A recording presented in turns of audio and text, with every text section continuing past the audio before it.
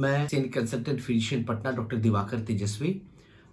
अभी पटना के अंदर भी जो कॉमन कोल्ड, सर्दी, खांसी, बुखार, इसका सीज़न बहुत तेज़ी से चल रहा है और इन्फ्लुएंजा वायरस मोस्टली इस सीज़न में एक्टिवेटेड रहते हैं और जिस कारण से किसी एक को अगर सर्दी, खांसी, बुखार होती है, उससे दूसरे को बहुत तेज़ी से होने की संभावनाएं होती हैं।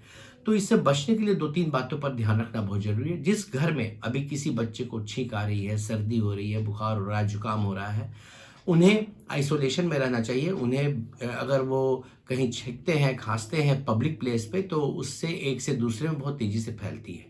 तो अगर किसी बच्चे को है तो स्कूल में उस समय ना जाएँ जिस समय वो इन्फेक्टेड हैं, उन्हें खाँसी, सर्दी हो रही है, उस समय वो छुट्टी पर हैं।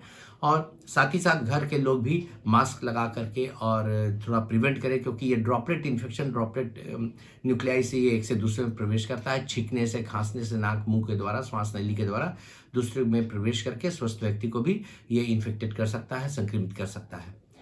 बहुत बच्चे और जो बुजुर्ग हैं, उन्हें बहुत सावधान रहने की आवश्यकता। और वैसे लोग जिन्हें कोई बीमारी है पहले से, जैसे डायबिटीज़ है, ब्लड प्रेशर है, कार्डियक इश्यूज़ हैं, हार्ट की समस्या है, किडनी की समस्या है, कैंसर की समस्या है, इम्यून सप्रेसेंट ड्रग पे हैं, एड्स की समस्या है, उन लोगों को विशेष सावधानी रखनी है। और विशेषकर ऐसे लोगों को जो एनुअली WHO अप्रूव्ड फ्लू का वैक्सीन आता है, उन्हें ज़रूर से दिला लेना चाहिए, जिससे कि जो उस समय प्रिवेलेंट फ्लू के वायरस हैं, उनसे उनका बचाव हो पाए और उनके सिम्पटम्स माइल्डर रह पाएँ। क्योंकि ऐसा देखा गया है कि फ्लू में भी कभी-कभी बहुत ज़्यादा सिम्पटम्स सीवियर होते हैं, तो बहुत कमज़ोरी करा देता है फ्लू, रिकवरी में टाइम लगते हैं। ऐसे लोगों को, विशेषकर बहुत छोटे बच्चों को या बुजुर्गों को, या फिर कुछ भी कोई कोमॉर्बिड कंडीशन से, कोई बीमारी से अगर संक्रमित हैं तो।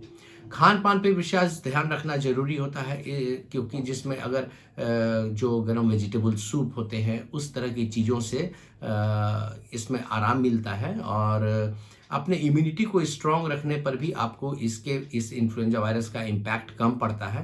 तो आपके इम्यूनिटी को स्ट्रॉन्ग रखने के लिए खान-पान पर ध्यान रखने के साथ ताज़ी हरी सब्जियाँ, उसके सूप, ये सब लेने के साथ-साथ विटामिन सी का प्रचुर मात्रा में अपना प्रयोग करना चाहिए, लेना चाहिए उसे। नींबू है, विटामिन सी की टैबलेट्स हैं, विटामिन डी है जिसकी डिफिशियंसी भी इम्यून सिस्टम कमज़ोर होता है।